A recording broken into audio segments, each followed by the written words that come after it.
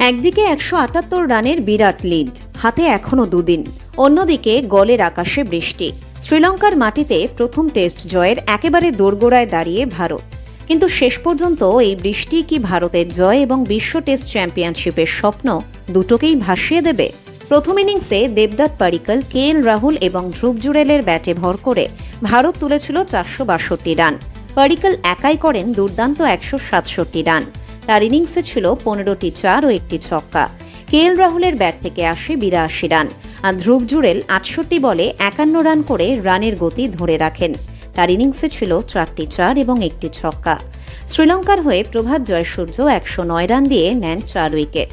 তবে একটা প্রশ্ন থেকেই যাচ্ছে, ভারত কি আরও একটু আগে ইনিংস ঘোষণা করতে পারত? কারণ তৃতীয় দিনের শুরুতে মাত্র ২ রান যোগ করেই অল আউট হয়ে যায় টিম ইন্ডিয়া। এরপর শুরু হয় শ্রীলঙ্কার ইনিংস। শুরুতেই মোহাম্মদ সিরাজ আঘাত হানেন। তারপর বল হাতে দারুণ প্রভাব ফেলেন মানব সুথার। তার ঘূর্ণিতে একের পর এক উইকেট হারাতে থাকে শ্রীলঙ্কা।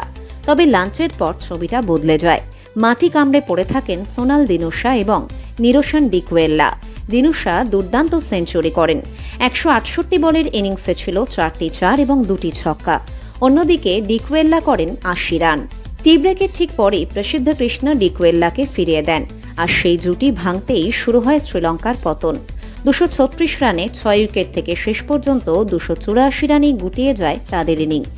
ভারতের হয়ে মানব সুথার ৭৬ রান দিয়ে তুলে নেন ৪ উইকেট, আর রবীন্দ্র জাদেজা ৫৭ রান দিয়ে শিকার করেন ৩ উইকেট। আর এখানেই জাদেজার জন্য তৈরি হয় বিশেষ এক নজির। টেস্ট ক্রিকেটে ৩৫০ উইকেট পূর্ণ করলেন জাদেজা। তার ঝুলিতে রয়েছে ৪০০০ রানও।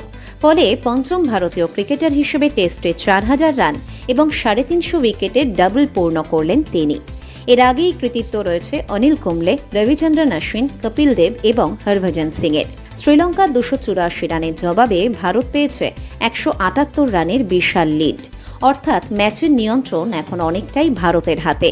কিন্তু তৃতীয় দিনের শেষে আর দ্বিতীয় ইনিংসে ব্যাট করতে নামতে পারেননি কেএল রাহুলরা। কারণ একটাই, বৃষ্টি। সারা দিন গলে ঝকঝকে আবহাওয়া থাকলেও দিনের শেষ দিকে বৃষ্টি হয়ে দাঁড়ালো ভারতের সামনে সবচেয়ে বড় কাঁটা। হাতে এখনো দুদিন রয়েছে ঠিকই, কিন্তু টেস্ট ক্রিকেটে আবহাওয়ার অনিশ্চয়তা কখনো হিসাব করে আসে না। ভারত যদি এই ম্যাচ জিততে পারে তাহলে শ্রীলঙ্কার মাটিতে তাদের জন্য বড় সাফল্য হবে। একই সঙ্গে বিশ্ব টেস্ট চ্যাম্পিয়নশিপের লড়াইয়েও এই জয় অত্যন্ত গুরুত্বপূর্ণ। কিন্তু যদি বৃষ্টিতে ম্যাচের বাকি সময় নষ্ট হয়ে যায় তাহলে ভারতের হাতে থাকায় বিরাট লিডও কাজে নাও লাগতে পারে। তাই এখন প্রশ্ন একটাই, জাদেজার ৩৫০ উইকেটের নজির কি ভারতের জয়ের আনন্দে পূর্ণতা পাবে, নাকি গলের বৃষ্টি শেষ মুহূর্তে সব হিসাব ওলটপালট করে দেবে?